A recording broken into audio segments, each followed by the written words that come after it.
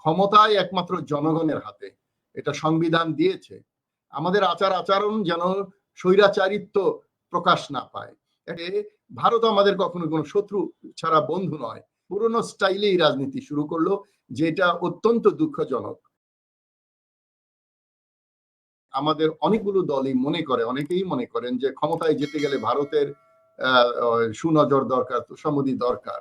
এইটা জঘন্য রাজনৈতিক আশা আকাঙ্ক্ষা। আরেকটা বিষয় হলো যে রাজনীতিকে শুধুমাত্র ক্ষমতার একটা মাধ্যম হিসাবে না ধরে, এটা সবচেয়ে বড় কল্যাণ, মানুষের কল্যাণ করার জন্য সবচেয়ে বড় যে প্রতিষ্ঠান, সেটা হলো রাজনৈতিক প্রতিষ্ঠান।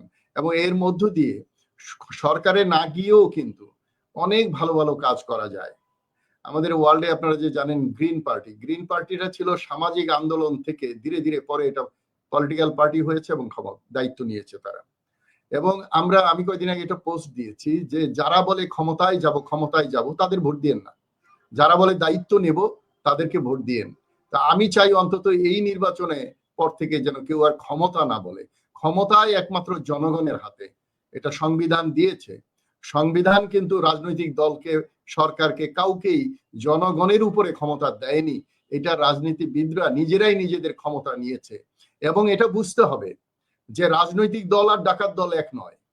সুতরাং আমাদের আচার আচরণ যেন ডাকাতের মতো না হয়, আমাদের আচার আচরণ যেন স্বৈরাচারিত্ব প্রকাশ না পায়। একটা সুন্দর, এতগুলো রক্ত দেওয়া হলো, এত মানুষ শহীদ হলো, এত তরুণ শিশু নারী নির্যাতিত হলো, এত সম্পদ ধ্বংস হলো, তারপরেও কি রাজনীতিতে কোনো পরিবর্তন আসবে না? আর আমরা কি আওয়ামী লীগ তথা স্বৈরাচারের কাছ থেকে কিছুই শিখবো না? আমরা যদি শুধু আওয়ামী লীগকে স্টাডি করি, তাহলে রাজনৈতিক পরিবর্তনের জন্য এক বিশাল জ্ঞান ভান্ডার এখান থেকে আহরণ করা যায়। কিন্তু আমরা যদি ওই আওয়ামী লীগকেই অনুসরণ করি, আওয়ামী লীগের মতো ভারতকেই নিজেদের মনিব বলে গ্রহণ করি, তাহলে তো জাতি এবং দেশের কোনো পরিবর্তন হবে না। আসার কথা যে জনগণ যেহেতু বুঝতে শিখেছে, ভাসানী যেমন বলেছিল যে যে প্রজন্ম বুঝতে পারবে যে ভারত আমাদের কখনো কোনো শত্রু ছাড়া বন্ধু নয়, সেই প্রজন্মই হবে শ্রেষ্ঠ প্রজন্ম। সেই প্রজন্মের কাজ কিন্তু 24-এ হয়েছে, 71-এ দেশ স্বাধীন হয়েছে, আবার 24-এ নতুন করে দেশ স্বাধীন হয়েছে। এই প্রজন্ম এটা অনুধাবন করেছে বলেই। এবং সেই তরুণরাও যখন আবার রাজনীতিতে আসলো, তারা আবার সেই পুরনো বন্দোবস্তের পুরনো স্টাইলেই রাজনীতি শুরু করলো, যেটা অত্যন্ত দুঃখজনক। আমি সরকারের লোক না, আমি বিএনপির লোক না, আমি অন্য কোনো দলের না, আমি আমার দলের কথা বলবো, কিন্তু সরকারের যেটা প্রশংসনীয় সেটা বলবো, সরকারের যেটা ভুল সেটা তুলে ধরবো। এই সংস্কারটা হওয়া উচিত সরকারের মধ্য দিয়ে, মানে বর্তমান যে সরকার আছে, উপদেষ্টারা আছেন, সেখানে একটা বড় ধরনের সংস্কার দরকার। এই সরকার এখন মনে করে তারা যদি তাদেরকে নিরপেক্ষ রাখতে পারে, নিরপেক্ষ দেখাতে পারে, তাহলে বোধহয় সবাই গ্রহণ করবে।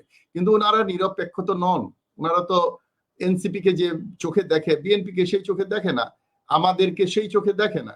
সব বৈষম্য বিরোধী আন্দোলনের যে প্রোডাক্ট সরকার, তারা নিজেরাই বৈষম্য তৈরি করছে। সো এইটা ভুল রাজনীতি। পুরনো প্রেসিডেন্ট এবং পুরনো সংবিধান দিয়ে তারা শপথ নিয়েছে, যেটা সঠিক হয়েছে বলে আমি মনে করি না, এবং এই ভুল ত্রুটিগুলো সংশোধন করা সম্ভব। সুতরাং নির্বাচন অনিশ্চয়তার কোনো সুযোগ নেই। মানুষ যখন নির্বাচন চাইবে তখনই নির্বাচন হবে। আমাদের দুইটা স্লোগানের কথা বলি, আমাদের সংস্কার পার্টির দুটি স্লোগান, যে নির্বাচন, সংস্কারবিহীন নির্বাচন, গণতন্ত্র যাবে নির্বাসন। সংস্কারবিহীন নির্বাচন, স্বৈরতন্ত্রের পুনর্বাসন।